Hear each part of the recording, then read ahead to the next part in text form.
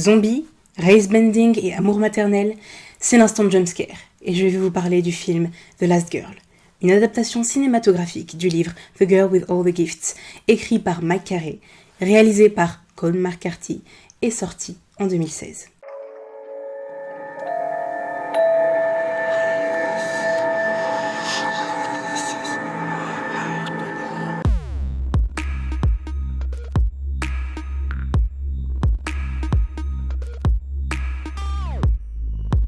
The Last Girl se situe en Angleterre, dans un futur très très proche. Une grande partie de la population a été décimée par un virus fongique, donc transmis par un champignon, qui a transformé à peu près tout le monde en zombies. Certains enfants atteints de la maladie sont conservés dans un centre médical au fin fond de l'Angleterre, sur lesquels sont menées des expériences afin de pouvoir déterminer un vaccin. Nous suivons les aventures de la petite Mélanie, une des enfants retenus dans ce centre, l'amour qu'elle porte à l'institutrice Miss Justino, le fait qu'elle évite de se faire charcuter par le docteur Caldwell pour éviter de finir en vaccin pour tout le monde, et le sergent Eddie Parks qui essaye de gérer tout ce bordel.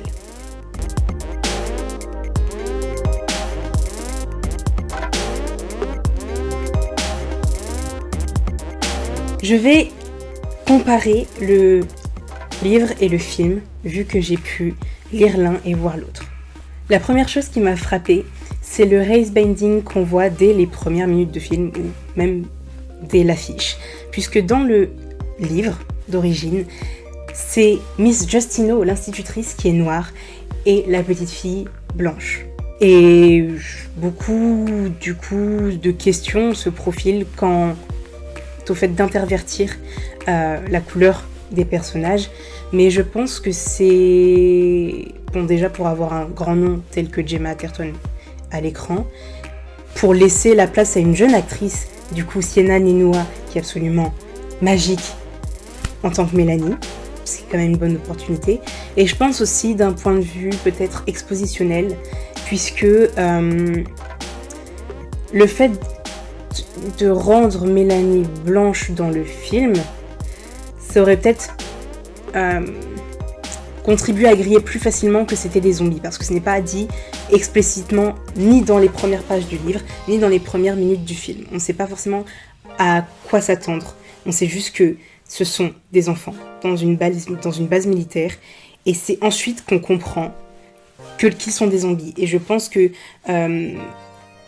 ils n'auraient pas pu en fait traduire cette découverte dans le film comme ils l'ont fait dans le livre. C'est-à-dire que dans le livre, à travers des descriptions plus poussées du personnage de Mélanie, on comprend qu'avec sa peau translucide qui laisse paraître ses veines, ses cheveux qui ont perdu toute coloration, etc., on comprend vite que c'est un zombie. Et je pense que si on avait mis les mêmes descriptions dans le film, ça aurait été grillé en fait. On aurait vu une jeune enfant avec la peau translucide, des yeux un peu clairs, des cheveux blancs, et tout de suite notre cerveau aurait tilté entre les nombreux épisodes de The Walking Dead, iZombie, tout ça. On aurait crié zombie. Et donc du coup je pense que, peut-être c'est ma théorie, je pense que le fait d'avoir rendu Mélanie noire,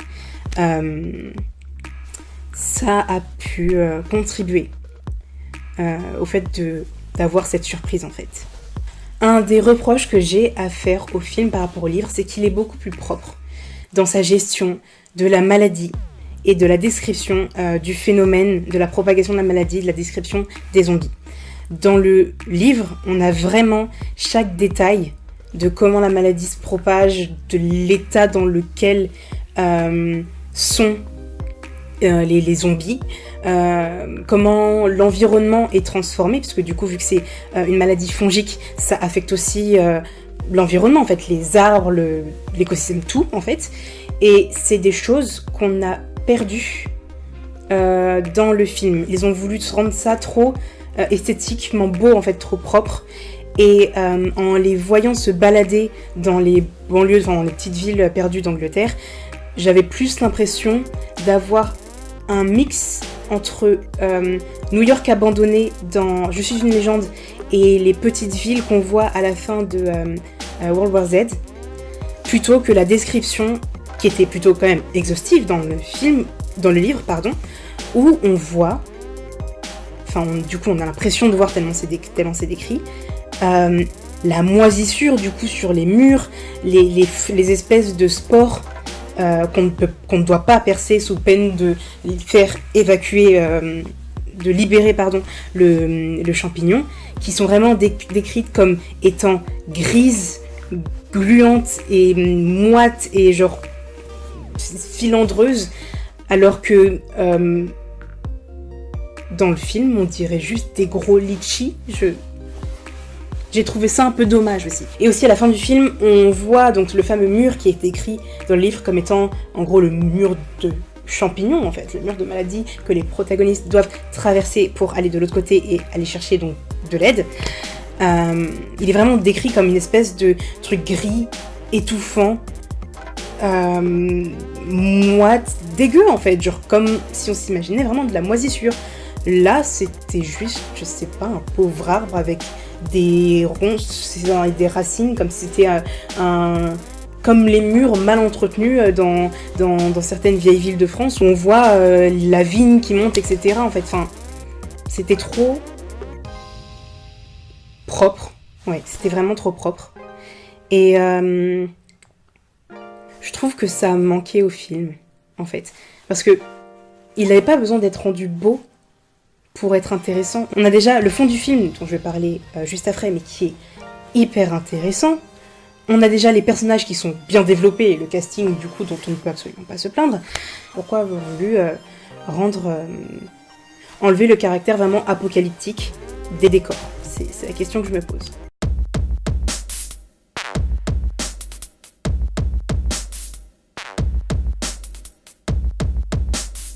Le fond principal du film et du livre, pour moi, c'était la recherche de l'humanité.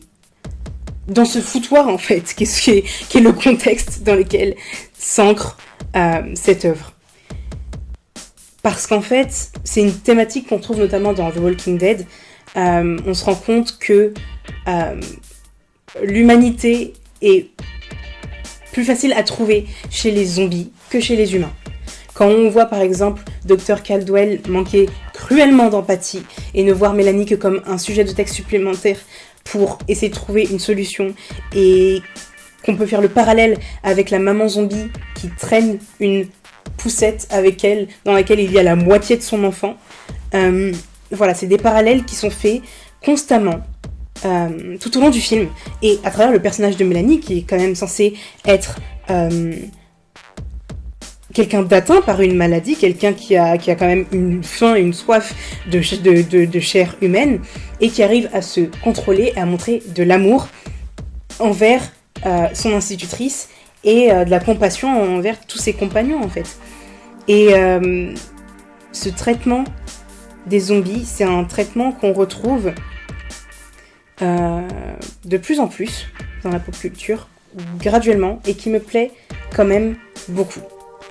Parce que, évidemment, dans les premières phases du phénomène zombie, que ce soit dans les premiers Romero, etc., on antagonisait bien les zombies en disant que c'était vraiment les autres, le danger, qu'il fallait s'en méfier. Que c'était vraiment des créatures dénuées de tout sens humain, qui n'étaient plus nos êtres chers, nos amants, nos collègues, etc., qu'il fallait vraiment s'en débarrasser. Et depuis quelques années, on voit un peu le courant inverse. On part du principe que c'est un fait, il y a des zombies, il faut l'accepter. Maintenant, qu'est-ce qu'on fait ? Est-ce que vraiment on va vraiment décider de les one-shot tous dans la tête et c'est fini, ou alors on essaye de trouver l'humanité en chacun d'eux, de trouver une solution, etc. C'est un thème qui a été repris notamment par la série In the Flesh de la BBC, qui a été malheureusement arrêtée après 3 ou 4 saisons. Dans la série iZombie aussi, une série américaine qui est quand même plutôt sympa. Voilà, c'est des thèmes qu'on retrouve de plus en plus, et c'est un thème qu'aborde The Last Girl. Le fait que ça soit un enfant zombie, donc déjà ça quand même provoque une certaine empathie chez le spectateur, et le fait que tout au long du film, Mélanie ne cesse de prouver son humanité, son désir de changer, même si d'un point de vue complètement physique et scientifique. La maladie est incurable et sa destinée est inexorable en fait. Elle va être zombie et finir zombie en fait, c'est-à-dire soit vivre, soit finir tuée. C'est tout.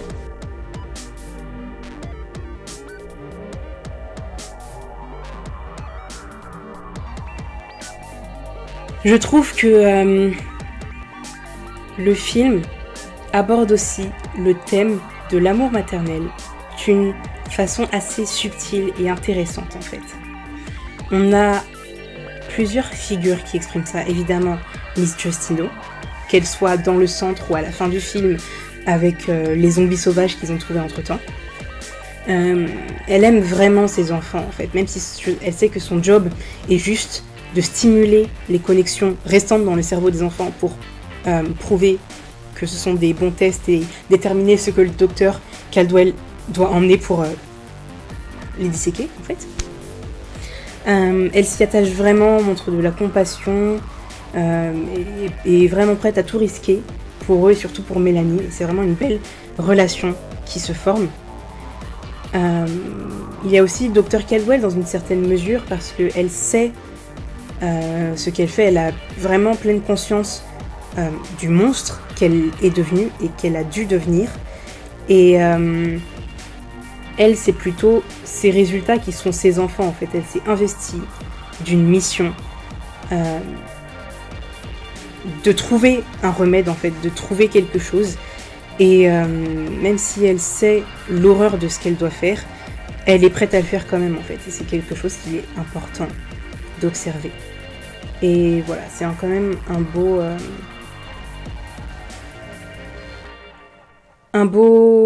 une belle comparaison et une belle façon d'aborder le thème de la négation en fait, être prête à tout risquer pour les valeurs auxquelles on tient, les personnes auxquelles on tient, qu'elles soient humaines ou non. Et voilà, c'est vraiment presque tous les personnages du moins vivants du film ont fait preuve d'abnégation en fait pour en arriver là, que ce soit le Dr Caldwell pour ses résultats, Miss Justino pour prouver l'humanité restant dans ses enfants, le sergent Parks pour le bien-être de ses hommes et pour vraiment finir sa mission, et Mélanie qui risque sa vie plusieurs fois pour essayer de montrer au reste de ses compagnons de voyage qu'elle mérite d'être en vie et qu'elle est humaine et qu'elle peut montrer autre chose qu'une faim insatiable pour la chair humaine. Et c'est ce qui rend le film plus qu'un film de zombies en fait. Ça pose le thème des zombies n'est qu'une base pour quelque chose de plus, pour une plongée en fait dans le caractère humain, et c'est ce qui est intéressant. Les zombies ne sont pas le centre du film, le but ultime du film en fait. On voit pas des gens lutter contre des zombies, comme par exemple, je sais pas, Dawn of the Dead ou 28 semaines plus tard, etc. Non, là on pose, les zombies ne sont que le début. C'est vraiment la base. Il y en a. Il y a un moment où la situation devient ingérable à cause d'eux, donc du coup il faut que les protagonistes partent, et ensuite ils servent plus de décor et de matière à rebondissement pour que les personnages montrent leur caractère, expriment leurs valeurs, etc. Et c'est vraiment, vraiment bien fait. De ce point de vue-là, comme McCarthy a vraiment bien réussi à retranscrire la pensée de Mike Carey, selon moi. C'est la fin de cet instant de jumpscare, j'espère qu'il vous a plu. Dites-moi en commentaire si vous avez lu le livre et ou vu le film. On peut en débattre en commentaire. Si vous voulez mettre des spoilers, essayez de le prévenir avant de tout écrire, histoire de ne pas gâcher la surprise pour les autres. Et voilà, c'est tout pour moi. Abonnez-vous à notre chaîne, suivez-nous sur Facebook et Twitter. Et moi, je vous dis à la prochaine. Salut!